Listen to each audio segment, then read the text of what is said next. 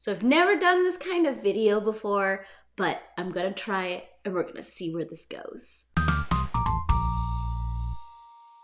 Hi guys, it's April and let's talk Bibliophile Princess, both the manga adaptation and the J novel. So recently, for I believe it was spring into manga love, I picked up the manga Bibliophile Princess. It's the first volume. There's only one out right now. I believe volume 2 is coming out in May. But it just seemed right up my alley because it was about a young girl named Eliana who is very much into reading. She loves reading, her family loves reading, and she really doesn't know how to interact with the world beyond reading. But Prince Christopher propositions her into becoming his fiancé so that she can have access to the royal library, and the story takes off 4 years into their engagement when Eliana has to deal with one of her rivals, even though she doesn't really realize that she has rivals. So as you can tell, this is a story about a young girl who likes reading and who's utterly clueless about pretty much anything that doesn't have any written word attached to it. And she doesn't really understand the concepts and the feelings of love. And so this leads to a whole bunch of bumblings and misunderstandings, which is perfectly adapted to this manga. Now, when I read this manga, I decided that I also needed to pick up the source material, the J novel that all of this started from, because you know you're gonna get more because there's 1 volume of manga out right now and there's 5 volumes of this J novel out, and I had to read it. So I picked up the first book kind of expecting that this first book would cover all of the same material that the first volume of manga did. In a way, I was right, but it was actually only the first third of the book that the manga covered. So you got this whole other in-depth about how the two met, how Eliana and Christopher actually started their whole tryst. You get a second story about a book fair, and it has all of the same feel, which is what I was hoping when I picked up this novel. There's something super sweet and super innocent about this whole story.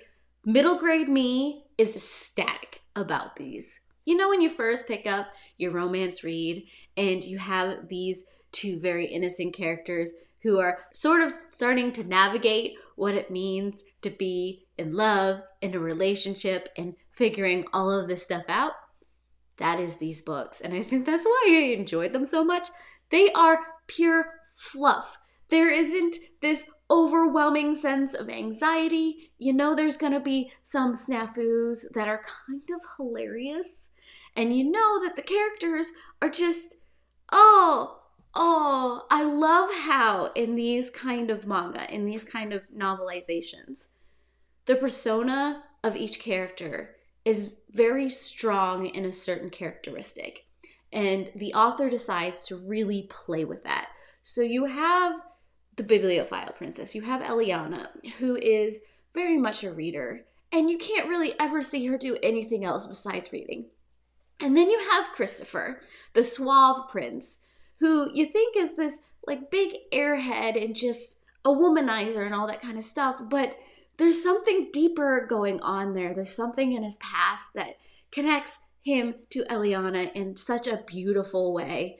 And then you have all of these side characters. You've got, you have Glenn, who is one of the guards. You have, of course, Theodore, who is his uncle, who is part of the archive at the Royal Library. And they each have these very strong personalities in one aspect or another. And you always see a lot of these same personalities wiggled throughout anime, wiggled throughout manga, and apparently wiggled throughout J novels. And I'm not mad about it.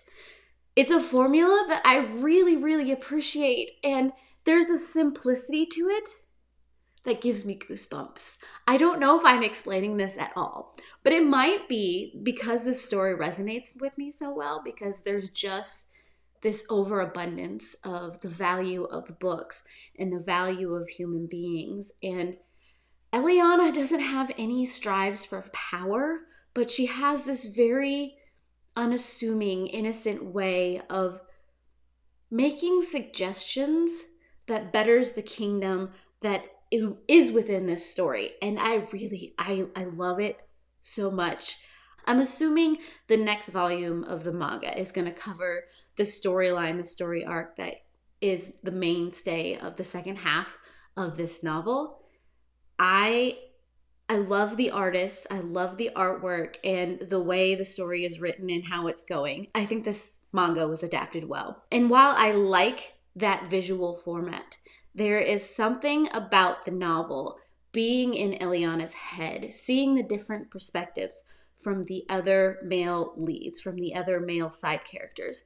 I like, because you get a fuller feel of the world that sometimes you can't get with visualization, because you kind of have to interpret facial expressions. But when you're reading it, you get more depth of feel for what's going on in these characters' head, which I like. But I like both formats. I don't think at this point one is better than the other.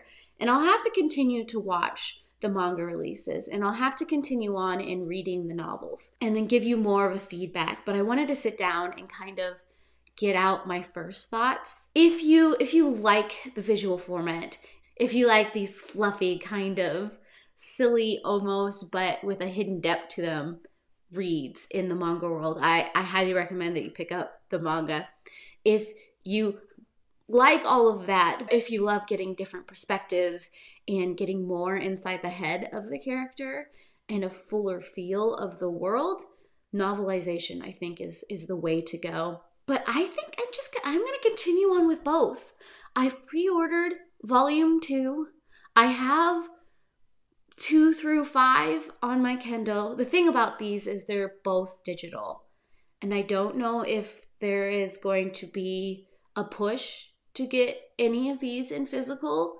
So I'm just going to kind of have to keep plowing through them in digital, which is okay. I'm not mad about that, though I do love having my manga in physical format. There's just something about that. But I mean, if I can sit down with a tablet, reading manga isn't bad. It's just my Kindle is my phone, and so sometimes reading manga on that it's not going to work. But I've kind of navigated my way around that. Most of the time I'll read it on my computer because it is a larger screen.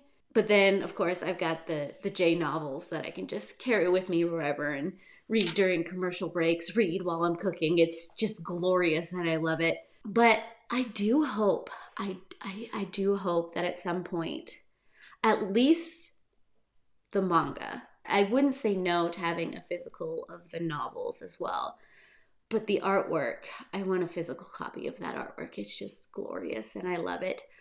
Otherwise, I'm just going to end this here. I'm going to keep it as non-spoilery as possible. This was a verse versus verse that didn't really have a winner of any kind. I just kind of wanted to sit and talk about the differences between the two and how I recommend that, you read them, but also go into these knowing that these are just pure fluff read. And yeah, I don't know, just sometimes reading the Japanese style and how they tell stories and the innocence that some of these stories have is just, it warms my heart and I love it. Tell me down below if you have read either of these adaptations. I would love to start a conversation with you about them. And if you want to see more content like this, subscribe down below, hit that bell, get all of those notifications, and I heart your beautiful faces. Bye.